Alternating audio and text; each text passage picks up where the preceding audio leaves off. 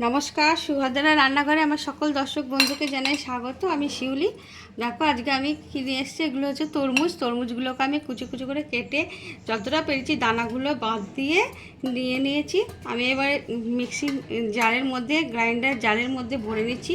এগুলো আমি ব্লেন্ড করে নেব, নিয়ে আমি তোমাদের আজকে দেখাবো আইসক্রিম বানাবো, আমি তরমুজের ললি বানাবো। তো তোমরা আমার সাথে থাকবে। আর তোমাদেরকে আমার দেশের বা দেশের বাইরে যে সকল বন্ধুরা আছে সকলকে জানাচ্ছি অসংখ্য অসংখ্য ধন্যবাদ এবং অনেক অনেক ভালোবাসা আমার সাথে, আমার পাশে এইভাবে থাকার জন্য এবং আমাকে সাপোর্ট করার জন্য। তোমরা সবাই ভালো থেকো, সুস্থ থেকো, এইভাবে আমাকে সহযোগিতা করো। এবার আমি এগুলোকে ব্লেন্ড করে নিয়ে আসছি। দেখো আমার তরমুজটা ব্লেন্ড করে নিয়ে চলে এসেছি। এবার আমি এটা একটু স্ট্রেনার দিয়ে ছেঁকে নিচ্ছি। আমি এটাকে ভালো করে তরমুজটাকে ছেঁকে নিচ্ছি, রেডি করে নিচ্ছি ছেঁকে। আমি ছেঁকে নিয়েছি, রেডি হয়ে গেছে। এবার আমি কড়া বসিয়ে দিয়েছি, এবার ওর মধ্যে আমি ঢেলে দিচ্ছি।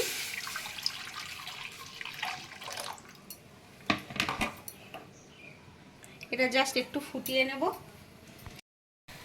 আমি 1 চামচ গুঁড়ো চিনি দিয়ে দিলাম। হ্যাঁ, চিনিটা আমি গুঁড়ো করে নিয়েছি, আমি গুঁড়ো চিনিটা দিয়ে দিলাম। আর এখানে দেখো আমি 1 চামচ কর্নফ্লাওয়ার নিয়েছি।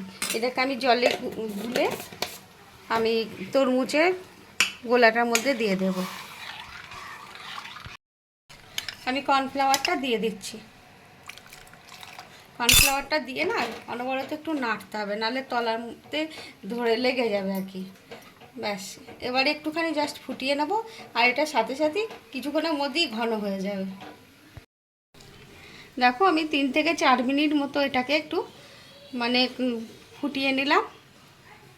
ব্যাস, এটা আমার হয়ে গেছে রেডি। ব্যাস, এর থেকে আর ঘন হবে না। আমি তো বেশি কর্নফ্লাওয়ার দিইনি, 1 চামচ যা দিয়েছি। কারণ একদমই যদি কর্নফ্লাওয়ার একটু না দেওয়া যায় তাহলে একদম পুরো বরফ বরফ লাগবে। আর আমি কোনো রকম ফুড কালার ব্যবহার করিনি, যার জন্য কিন্তু কালারটা তবু অসম্ভব সুন্দর এসেছে, কারণ তরমুজের কালারটা ভীষণ ভালো ছিল। যাই হোক, আমি এবারে গ্যাসটা অফ করে দিচ্ছি। ঠান্ডা হলে তারপরে আমি এগুলো মোল্ডের মধ্যে ঢালবো, তোমাদেরকে তখন আবার দেখাবো। আমার তরমুজের জুসটা রেডি হয়ে গেছে, ঠান্ডা হয়ে গেছে একদম। এবার আমি মোল্ডের মধ্যে এগুলো আমি ভরে নিচ্ছি।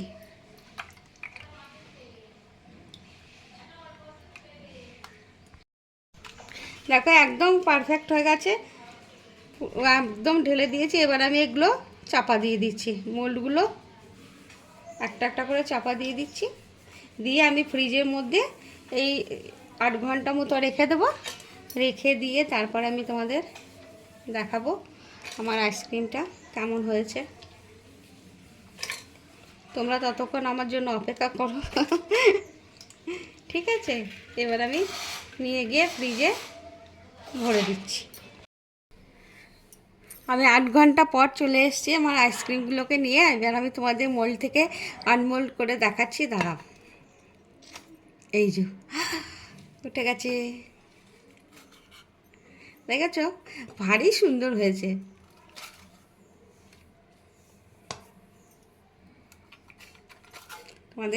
তোমরা এইভাবে একবার বানাবে, অবশ্যই বানাবে, বানিয়ে খাবে, খেয়ে আমাকে কমেন্ট করে জানাবে তোমাদের কেমন লেগেছে আমার এই তরমুজের আইসক্রিমের রেসিপি।